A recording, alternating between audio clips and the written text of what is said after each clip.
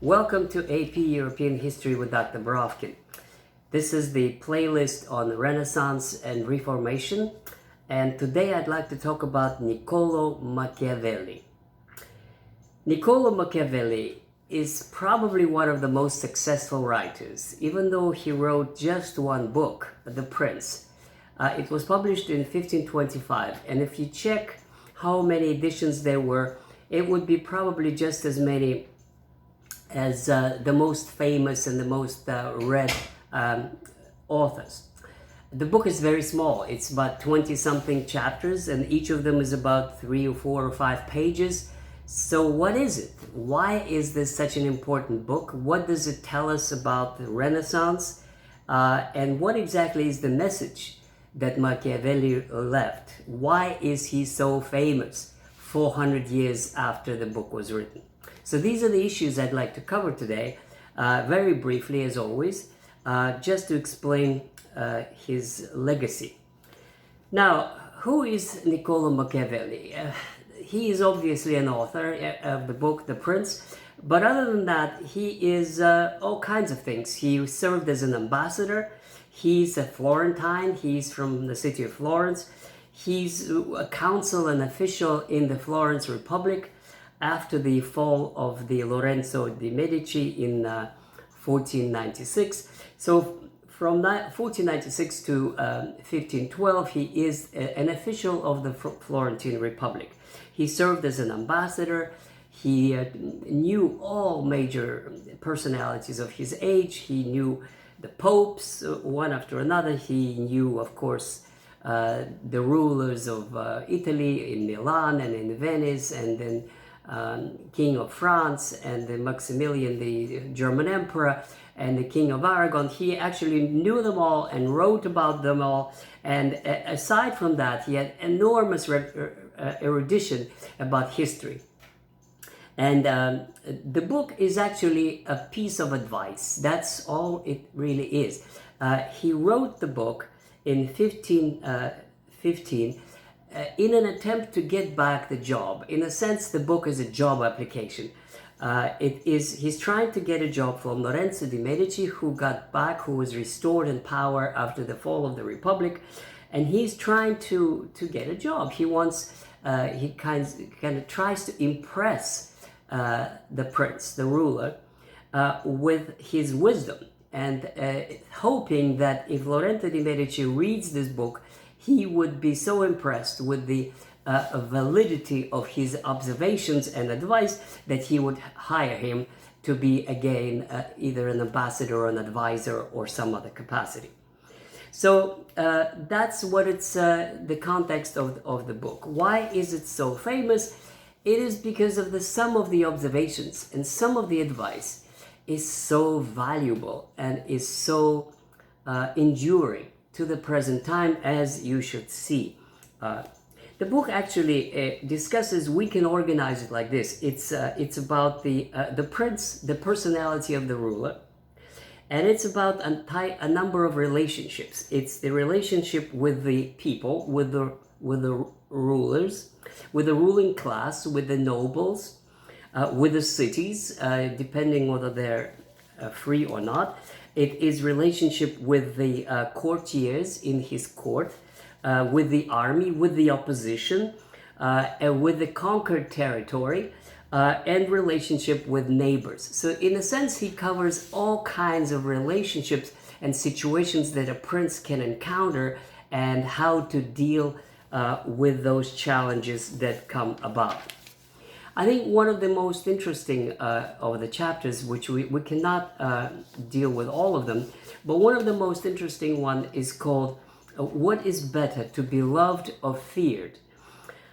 And again, it's in a matter of advice, and Machiavelli discusses the relationship of the ruler with the people in terms of what indeed is better. Should a ruler try to acquire love and affection of his people? Is that better for the sake of keeping power, for the sake of prosperity of his country? Or is it better to be feared? And then he goes into discussion that ideally it would be nice to have both. that a ruler is loved and at the same time is feared. But if you had to choose, Machiavelli says it is better to be feared.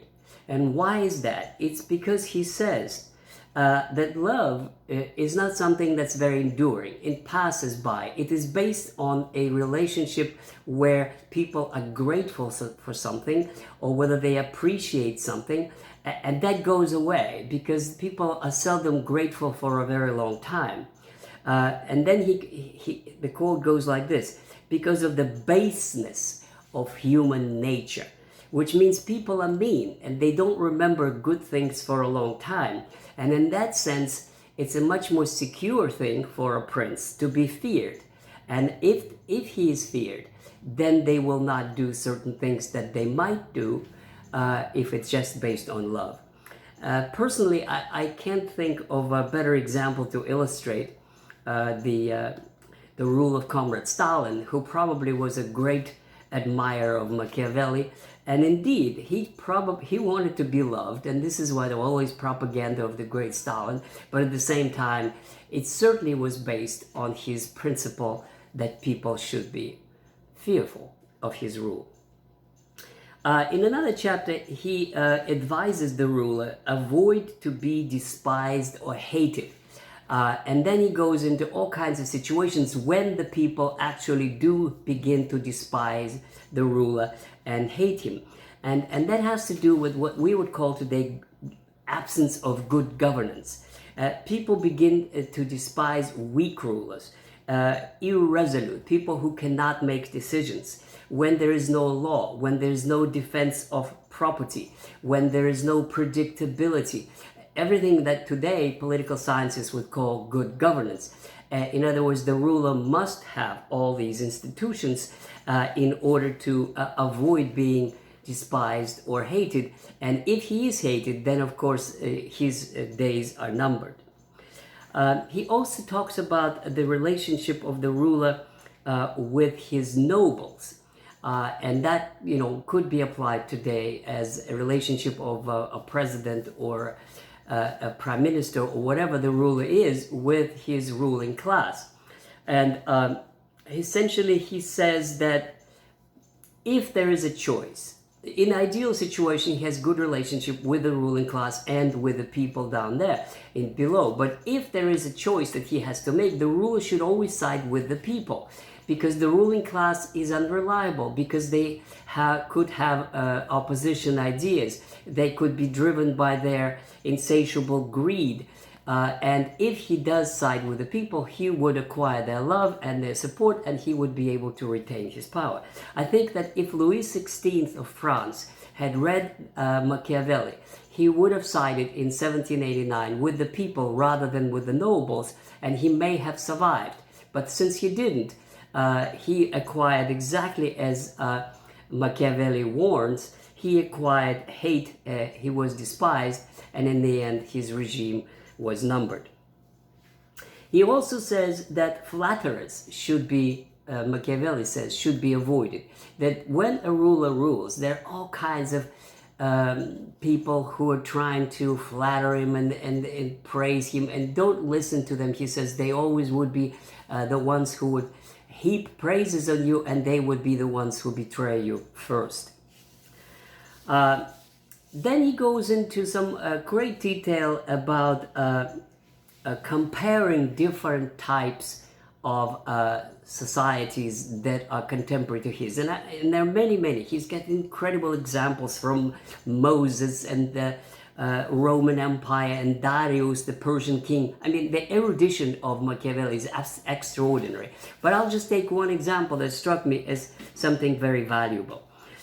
He's trying to compare France and, as he calls it, the Turk, which in today's term would be the Ottoman Empire. And he poses a very interesting question. When you conquer a country, what is easier, to keep it or to conquer it? And in that case particularly, he compares France and the Turk or Ottoman Empire. So he says it's like this. In France, you have the king and the lords.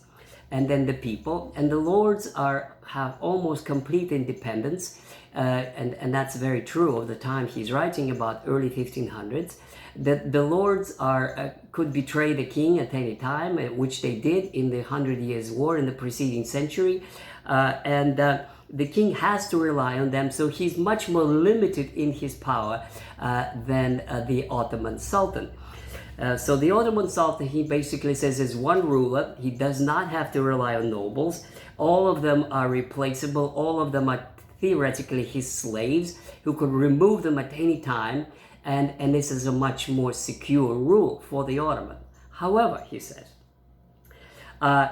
if you try to go to war, the Turk would be difficult to conquer, very difficult, because everything is centralized. There's a huge army. All the resources of the country are subordinate to the Sultan, so it'd be much more difficult to conquer a piece of territory from the Ottoman. But once you conquer it, and this is an amazing observation, it would be, according to Machiavelli, easy to keep. Why is that? It is because people in the places that are not accustomed to freedom, says Machiavelli, are easy to govern. All you have to do is just to replace the existing elite, to knock them out, just completely destroy them and take their place. And then you would rule, and it would be quite easy.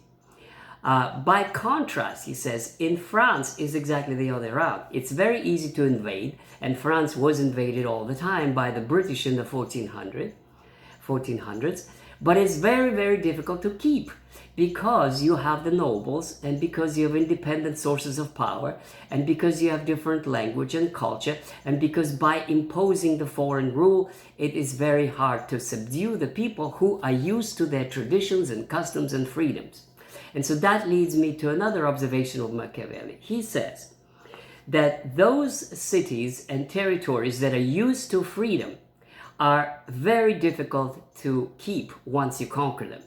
You have to either completely wipe out their elites, occupy the city, move in there as a ruler, and impose a complete dictatorial rule in order to keep them. Or else you have to, and this is what he prefers, you leave them their liberties, you keep exactly the same taxation as they used to, and in that case you're a distant ruler, and basically nothing much changes. They continue to live as they have, and they just pay the taxes. By the way, this is exactly what the Turks did in relation to the Christian countries they conquered. They basically left everything as it was, except that they replaced the elites, and the Christians had to pay the taxes to the Turks, leaving everything else pretty much in the traditional way.